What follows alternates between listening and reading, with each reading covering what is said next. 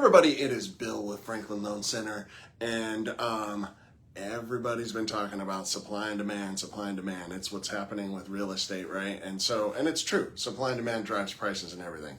So if, like with housing, the reason we haven't seen prices come down is because the supply is so low. So the supply, there's not enough supply to meet all the demand that'll keep prices up. And, that's what we've been seeing over the last couple of years, even as interest rates have gone up. Well, there's another issue brewing, and some of you have probably seen this. This website is terrifying, but it's the debt clock, and it just shows the U.S. spending. And the crazy thing is where this year, depends on what source you look at. This one has this year's budget deficit at about $1.8 trillion. I've seen numbers between 1.4 and 1.9, something like that. Who knows where it'll actually end up, right? But one way or another, we're stacking a lot of debt on, right? And this is where it comes back to the supply and demand piece, right? So keep in mind, mortgages are a bond. And what keeps the liquidity going in the mortgage market is we go out, we fund loans, and then Fannie Mae and Freddie Mac issue bonds to create the liquidity to essentially pay us back for the loans that we funded, right? I mean, that's the general flow, right? And so that's bonds. Well, guess what else is bonds? The U.S. The U.S. government sells treasuries to also cover all their debt, right? So it's another bond, and it's in competition for this, and it's creating more and more supply going out on the market, which brings into question, where's the demand going to come from in an ongoing basis?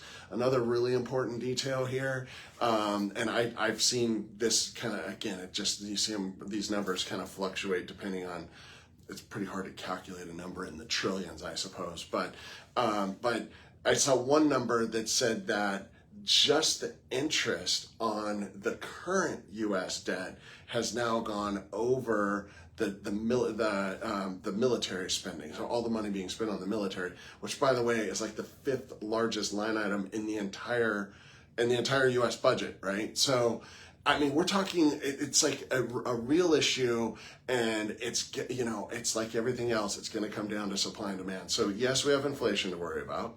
Yes, we have unemployment to worry about as well. But we've got to think about these bonds that are being issued, and supply and demand is going to be very much in control there. And so I guess what I'm saying, if the U.S. doesn't figure out how to control this debt spending or this budget deficit spending, we're going to have other issues beyond inflation and unemployment, and that is going to become a real issue. Now, of course, the government, I understand, like the U.S. it's still the strongest economy in the world.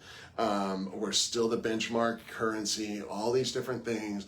All that's great, and the reason we're able to still continue to sell so much debt is because it's still the safest debt to buy in the whole world, as far as bonds and things like that, from sovereign nations.